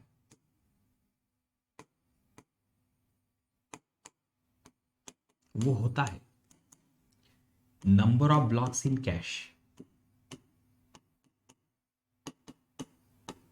Into tag size plus extra bits. Extra bits तो कुछ है नहीं यहां पे, ये सारी की सारी मैपिंग में काम करता है। यहां भी मैप करेगा, यहां पे भी सेम होगा। अगर आपसे कोई टैग डायरेक्टरी साइज पूछे तो यहां पे भी सेम होगा।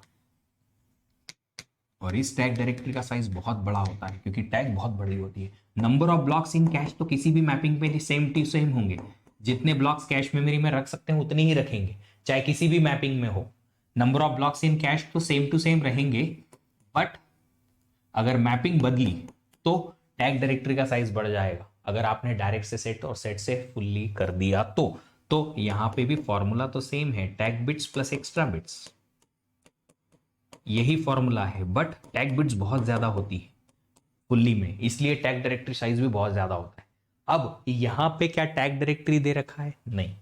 टैग का साइज दे रखा है? नहीं। Number of blocks in cache दे रखा है? जी हाँ, 2 पावर 16 इंटू, अभी थोड़ी देर पहले तो बताया था कि जो मेन मेमोरी का ब्लॉक नंबर है वही टैग है। तो अगर total number of blocks in main memory 2 power 24 है तो मेन मेमोरी की ब्लॉक नंबरिंग के लिए कितनी बिट्स लगेंगी? 24 बिट्स।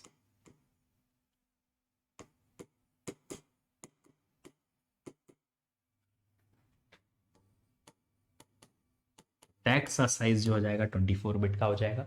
ये रहा इसका आंसर। अब इसको बाइट में बिट में जैसे कन्वर्ट करना है, जो भी क्वेश्चन में आपसे पूछा जाए उसके अकॉर्डिंग आप यूनिट कन्वर्ट करवा सकते हो, किलो बिट किलो बाइट जो भी पूछे कर देना।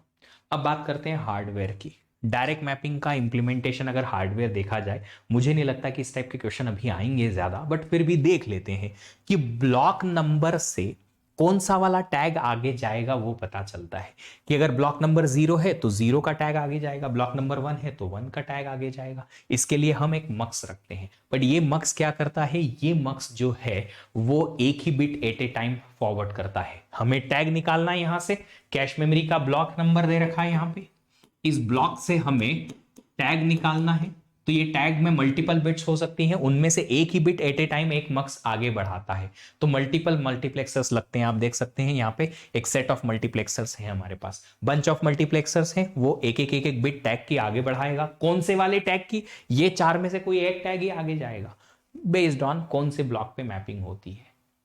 तो ब्लॉक जो भी है 0 है तो ये वाला, 1 है तो ये वाला, 2 है तो ये वाला, 3 है तो ये वाला आगे बढ़ जाएगा। अब उन टैग को हमने जो सिलेक्ट कर रखे हैं उसको मैच कराने के लिए कंपैरेटर लगेगा, एक हार्डवेयर, और ये कंपैरेटर बताएगा कि ट्रू है या फॉल्स, मतलब हिट है या मिस। तो अगर आपसे पूछा जाए कि कंपैरेटर लगेगा तो नंबर ऑफ कंपैरेटर्स कितने होंगे, एक।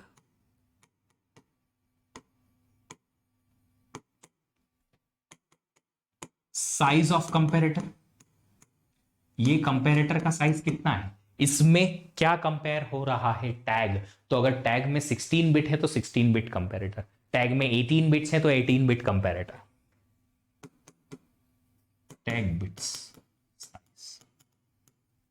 का कंपैरेटर लगेगा। अब बात करते हैं number of mux for tag selection. Tag को सिलेक्ट करके लेके आना है तो उसके लिए नंबर ऑफ मक्स कितने लगेंगे। एक मल्टीप्लेक्सर टैग की एक बिट को फॉरवर्ड करता है, अगर ऐसी 16 बिट हुई तो 16 मल्टीप्लेक्सर्स लगेंगे। तो यहां पे हम लिखेंगे number of tag bits, tag में जितनी भी बिट्स हैं उतने मल्टीप्लेक्सर्स लगेंगे। इसका साइज क्या होगा, size of mux for this tag selection, इस टैग सिलेक्शन के लिए जो मक्स लगेगा उसका साइज क्या होगा, कितने इनपुट इस मक्स में जा रहे हैं, जितने नंबर ऑफ ब्लॉक्स हैं उतने टैग और उतने इनपुट। तो हमारे पास यहां पे आएगा मक्स का size, number of blocks in cache is to 1, जितने कैश में मक्स हैं वो इतने इनपुट और 1 आउटपुट। और उसी के बेसिस पे number of blocks in cash अगर 4 है तो 2 बिट का आपको सिलेक्ट लाइंस मिल जाएगा। यहां पे ये है सिलेक्ट लाइंस और ये है इनपुट्स इन द मक्स। अगर यही चीज सेट एसोसिएटिव मैपिंग के बारे में बात करें, चलो बाद में बात करेंगे, पहले यहां पे देख लेते हैं कि हिट लेटेंसी कितनी आएगी। लेटेंसी का मतलब कितना टाइम लगता है हिट या मिस चेक करने के लिए। तो सबसे पहले तो एक बार का मक्स डिले लगेगा। एक बार क्यों, मल्टीप्लेक्सर तो ढेर सारे हैं बट ये सारे एक साथ काम नहीं करेंगे, करेंगे पैरेलल काम करेंगे, तो एक बार का डिले, एक बार का मक्स डिले, एक बार का comparator delay. Mux delay for tag selection, अगर ये टैग सिलेक्शन वाला मक्स दे नहीं रखा है तो इसको 0 ले लेना, प्लस कंपैरेटर डिले, अगर कंपैरेटर नहीं दे रखा है तो उसको भी 0 ले लेना।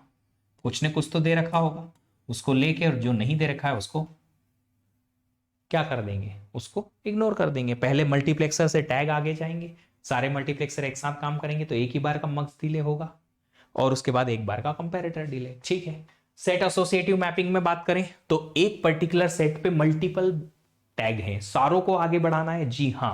तो जितने सेट हैं उतने इनपुट इस बंच में जाएंगे और उतने ही इनपुट इस बंच में जाएंगे। पहले पहले सेट के हर एक ब्लॉक, पहला पहला ब्लॉक यहां पे, सेकंड ब्लॉक यहां पे। अब पहला वाला मतलब ये दो ब्लॉक एक सेट में है, ये दो ब्लॉक एक सेट में है, ये दो ब्लॉक एक सेट में है, ये दो ब्लॉक एक सेट में है। दोनों ब्लॉक को आगे बढ़ाना है, अगर सेट नंबर 0 है तो, सेट नंबर 1 है तो दोनों ब्लॉक के टैग को आगे बढ़ाना है। तो दोनों ब्लॉक के दो टैग आगे बढ़ाने के लिए दो बंच ऑफ मल्टीप्लेक्सर्स लगेंगे, जी हां, और दोनों टैग को कंपैरिजन करने के लिए दो कंपैरेटर लगेंगे, और फिर आखिरी में एक और गेट लगेगा ताकि हिट मिस पता चल पाए। ठीक है, तो यहां पे अगर मल्टीप्लेक्सर्स की या कंपैरेटर की बात करें तो नंबर ऑफ कंपैरेटर्स कितने हो जाएंगे,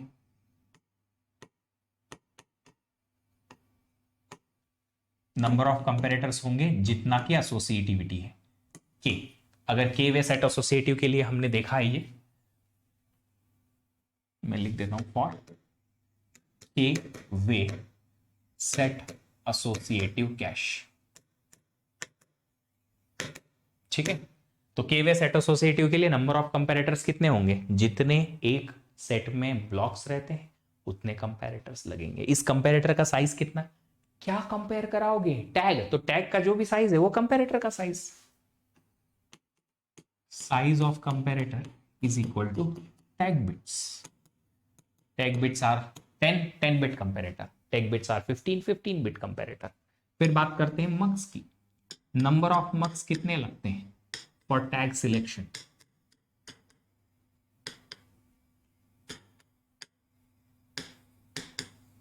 टैग सिलेक्शन के लिए मल्टीप्लेक्सर्स लगेंगे, जी हाँ लगेंगे, एक सेट ये एक सेट ये, ऐसे दो सेट, क्योंकि 2 वे सेट एसोसिएटिव है। 4 वे सेट एसोसिएटिव होता तो ऐसे 4 बंच लगते, 4 बंच लगते तो 4 इंटू एक बंच में कितने मल्टीप्लेक्सर, एक मल्टीप्लेक्सर टैग की एक बिट को आगे बढ़ाता है, मल्टीप्लेक्सर उतने जितनी टैग बिट्स, ताकि सारी टैग बिट्स एक एक करके आगे बढ़े, तो जितनी टैग बिट्स उतने मल्टीप्लेक्सर यहां, जितनी टैग बिट उतने मल्टीप्लेक्सर यहां, और ऐसे के नंबर ऑफ बंचेस। तो नंबर ऑफ मक्स होंगे हमारे पास के इंटू टैग बिट्स के बराबर। हर एक मक्स का साइज क्या होगा, size of mux for tag selection is equal to कितने इनपुट जाते हैं एक मक्स में, जितने की सेट है, तो यहां पे आ जाएगा number of sets is to 1 का, ये हो जाएगा हमारे पास मक्स। उसके बाद एक और गेट लगेगा, जी हाँ, क्योंकि दोनों में से कोई भी ट्रू हो सकता है, तो एक और गेट लगा, जी हाँ, नंबर ऑफ और गेट्स एक,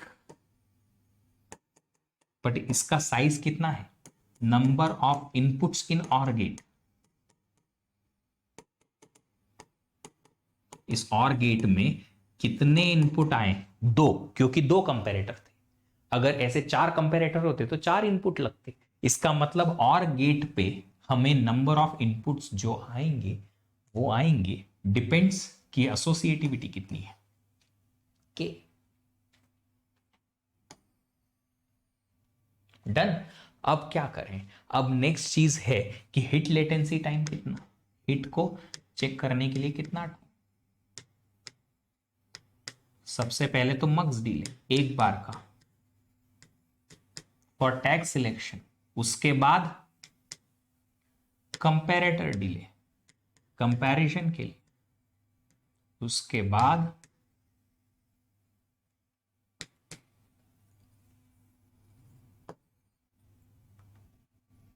और गेट डिले। अब ये और गेट आप मक्स के थ्रू भी इंप्लीमेंट कर सकते हो और दूसरी चीजों के लिए भी इंप्लीमेंट कर सकते हो, ठीक है। तो जो क्वेश्चन में दे रखा है उसके मेरिट के बेसिस पे निकाल लेना। फुल्ली एसोसिएटिव मैपिंग में क्या करते हैं, ये टैग डायरेक्टली जाता है और सारे टैग के एक एक कंपैरिजन होते हैं, तो कंपैरेटर ढेर सारे लगेंगे, यहां सिलेक्शन की दिक्कत नहीं है। क्यों, क्योंकि एक ही सेट है, सारे टैग को बाहर निकाल के लाना है, तो सारे टैग्स बाहर आ जाएंगे और सारे के सारे टैग कंपैरेटर में जाएंगे और इस टैग से कंपेयर होंगे।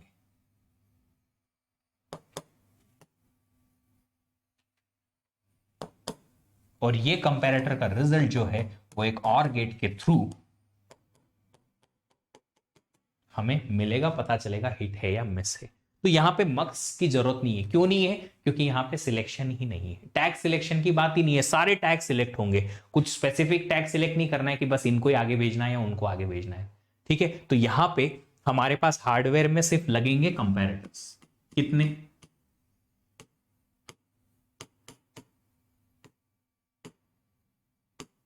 कितने कंपैरेटर लगेंगे, जितने की टैग, कितने टैग, जितने की ब्लॉक्स कैश मेमोरी के अंदर, number of blocks in cash के बराबर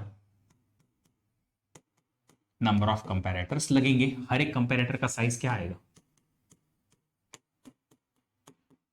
टैग बिट्स के बराबर, क्योंकि टैग बिट को कंपेयर करता है, बहुत बड़ा होता है टैग बिट। यहां पे कोई मक्स लगेगा नहीं, और गेट लगेंगे, जी हां,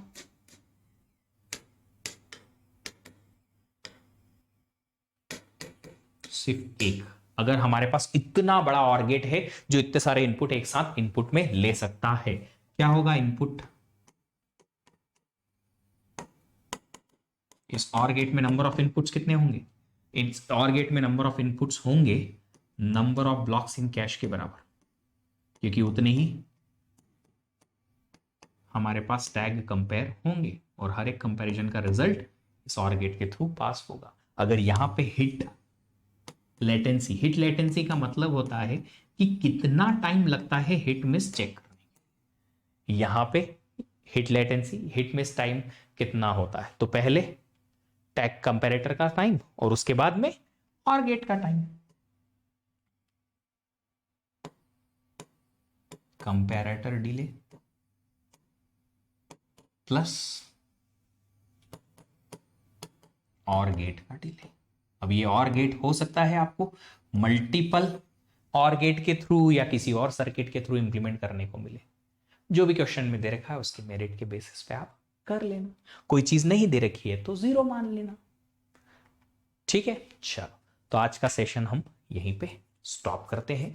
और आप सब लोगों को इन्फॉर्म कर दूं फिर से कि जितने भी लोग गेट 23 की भी तैयारी कर रहे हैं वो अभी से सीरियस हो जाएं। चाहे आप थर्ड ईयर में हो, अभी सेकेंड ईयर में हो, आप फाइनल ईयर में पहुंच गए, बट आपको ऐसा लगता है कि आपको गेट 23 भी लिखना है या 24 लिखना है, तो जल्दी से अपना सब्सक्रिप्शन ले लो अनअकैडमी प्लस का, स्ट्रक्चर्ड प्रिपरेशन चालू कर दो और अपने एफर्ट्स, मनी, अपना एफिशिएंसी, जितनी भी आपकी एनर्जी है उन्हें सबको अच्छे से गेट प्रिपरेशन की तरफ लेके जाओ।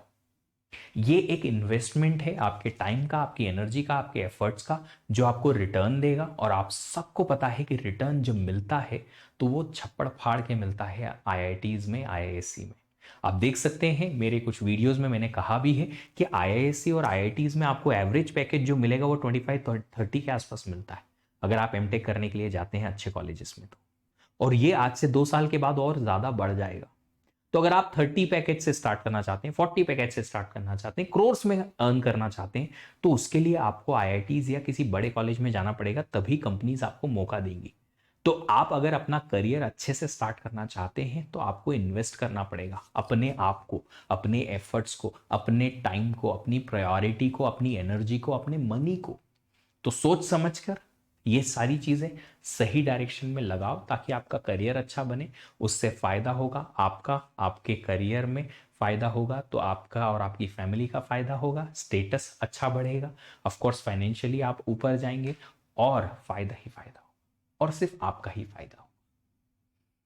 अगर आप में से कोई भी अनअकैडमी प्लस ज्वाइन करना चाहता है तो आपको लाइव क्लासेस यहाँ मिलेंगी, वीकली टेस्ट मिलेंगे, स्ट्रक्चर्ड कोर्सेस मिलेंगे, unlimited access of the courses मिलेंगे, गाइडेंस ऑफ एजुकेटर मिलेगा। अलग अलग एजुकेटर आपको गाइड करते रहेंगे कि कैसे आप अपनी प्रिपरेशन करते हैं, किस तरीके से करते हैं, बताएंगे वहां पे। अगर आप प्लस के सब्सक्रिप्शन के साथ में ज्यादा पर्सनलाइज्ड प्रिपरेशन चाहते हैं तो आइकॉनिक सब्सक्रिप्शन लेंगे, उसमें प्लस के बेनिफिट्स इंक्लूडेड हैं और आपको पर्सनल कोच मिलते हैं वहां पे। पर्सनल कोच आपको 1-on-1 गाइडेंस देंगे, प्रिपरेशन स्ट्रेटेजी बना के देंगे, कस्टमाइज स्टडी प्लान बना के देंगे। मतलब आपका जो स्टडी का प्लान है वो कोच एक एक्सपर्ट बना के देंगे कि आप कॉलेज कब जाते हैं, आपका ज़्यादा एफर्ट्स कहाँ पे वेस्ट होता है, कहाँ पे अच्छे तरीके से आप किस टाइम पे ज़्यादा अच्छा पढ़ सकते हो, चलो ये क्लास लो, इस तरीके से पढ़ो, इतने टाइम से इतने टाइम तक आप ये करो। ये सब टाइम टेबल आपको यहाँ पे एक्सपर्ट बना के देंगे आपके पर्सनल कैरेक्टर और आपके पर्सनल शेड्यूल के अकॉर्डिंग। आपका परफॉर्मेंस ट्रैक करेंगे क्योंकि बहुत ज़रूरी है, आपको पता ही नहीं चलता है कि हम जो प्रिपरेशन कर रहे हैं वो सही डायरेक्शन में जाती है कि नहीं जा रही है। तो कॉन्स्टेंटली आप पे मॉनिटर किया जाएगा और आपके परफॉर्मेंस को कैसे इंप्रूव कर सकते हैं वो बताया जाएगा। फिर आपको अलग से एक्स्ट्रा बूस्टर सेशन मिलेंगे ताकि आप चीज़ें याद रख पाएं और हिडन कंसेप्ट भूलें नहीं। पर्सनलाइज टेस्ट एनालिसिस मिलेगी आपको ताकि आप लोगों को जब भी टेस्ट हो और उसमें मार्क्स जहां भी कट होते हैं उन्हें कैसे इंप्रूव किया जा सके उसके बारे में बताया जाए। अलग से प्रैक्टिस सेट्स एंड नोट्स आपके घर भेजे जाएंगे हार्ड कॉपी में और डेडिकेटेड डाउट क्लियरिंग एजुकेटर भी मिलेंगे। कोई भी सब्सक्रिप्शन हो, प्लस हो या आइकॉनिक, आप जब भी सब्सक्रिप्शन लेंगे अलग अलग ड्यूरेशन के लिए अवेलेबल हैं। जो सिलेक्ट करेंगे आप ड्यूरेशन अपने एग्जाम के अकॉर्डिंग, वो सिलेक्ट करने के बाद ये कोड यूज कर लेना VDEEP10। जब भी ये कोड यूज करोगे तो आपको एक तो 10% इंस्टेंट डिस्काउंट मिल जाएगा, मेरा पर्सनल गाइडेंस में प्रिपरेशन करने का मौका मिल जाएगा, मेरी टीम का सपोर्ट मिल जाएगा। अगर आप लोग चाहते हो कि ये सब्सक्रिप्शन आपको फ्री में मिले तो स्कॉलरशिप टेस्ट लिखो। स्कॉलरशिप टेस्ट हमारा हर संडे को होता है, इस बार भी होने वाला है 23 जनवरी को 11 AM। और ये स्कॉलरशिप टेस्ट में 20 क्वेश्चंस आएंगे उन कोर्सेज से जो आपके बेसिक कंप्यूटर साइंस के कोर्सेज हैं इंजीनियरिंग के। उन कोर्सेज से जो क्वेश्चन आएंगे अगर आपने इसमें अच्छा किया तो आपको अप टू 100% तक का स्कॉलरशिप मिल सकता है बेस्ड ऑन योर रैंक। नहीं तो 25, 50, 75% का मिल सकता है बेस्ड ऑन योर रैंक। अगर आपने इस बार का कॉम्बैट में पार्टिसिपेट किया तो पार्टिसिपेंट्स को इनमें से कुछ गिफ्ट्स जीतने का भी मौका मिल सकता है, और वो 200 ऐसे पार्टिसिपेंट्स हम सिलेक्ट करेंगे बेस्ड ऑन द ड्रॉ। ये अनअकैडमी गेट कॉम्बैट की लिंक वीडियो के डिस्क्रिप्शन में दे रखी है, या फिर एक काम करो, अपने वेब ब्राउजर में जाके लिखो गेट अनअकैडमी कॉम्बैट, लिंक मिलेगी, क्लिक करो, एनरोल करो। लॉगिन करना पड़ेगा आपको फ्री में अनअकैडमी की प्लेटफॉर्म पे अपने नंबर और ईमेल आईडी को लेके, और यहां पे पूछा जाएगा एक अनलॉक कोड लगा देना VDEEP10। इस कोड से आपको ये स्कॉलरशिप टेस्ट फ्री में अनलॉक हो जाएगी। अगर आप गेट 22 की तैयारी कर रहे हैं तो आपके लिए हमारे all India mock test series भी चल रही है, ये आपको फ्री में, हाँ जी, फ्री में मॉक टेस्ट देंगी। हर संडे टू संडे एक लाइव टेस्ट होता है, और ये लाइव टेस्ट आप जो है मॉर्निंग 9 to 12 में दे सकते हैं। अगला टेस्ट होने वाला है अगले संडे को, वो टेस्ट नंबर 4 होगा। उस टेस्ट को भी आप अनलॉक करने के लिए यूज कर सकते हैं कोड VDEEP10। लिंक कहाँ है ये देखो, आपको QR कोड मिल रहा होगा यहाँ पे, लिंक नहीं तो इस वीडियो के कमेंट, जो लाइव कमेंट है उसके पिन्ड अप मैसेज में भी आपको ये दिख जाएगा। आप देख सकते हैं नई बैचेस भी स्टार्ट हुई हैं नए नए कोर्सेज के साथ में। तो आप चाहते हो कि अगर बैचेस आपको फॉलो करनी है तो ये बैचेस भी आप फॉलो कर सकते हो, ताकि आपको स्ट्रक्चर्ड क्लासेस मिलती रहे। कोई भी आने वाले अपकमिंग लेक्चर्स की स्टोरी, लिंक, अपकमिंग लेक्चर्स के बारे में इंफॉर्मेशन, लेक्चर नोट्स सारे इस टेलीग्राम चैनल से मिलेंगे। ज्वाइन कर लेना, ये टेलीग्राम चैनल फ्री है यार। सेशन अच्छा लगा तो लाइक कर देना, शेयर करना अपने सारे फ्रेंड्स के साथ में, सब्सक्राइब कर लो इस चैनल को, टर्न ऑन कर लो नोटिफिकेशन, ताकि आप आने वाले कोई भी सेशन मिस ना करें। मिलते हैं आपसे अगले सेशन में, तब तक अपना ख्याल रखेंगे। Happy learning, bye bye.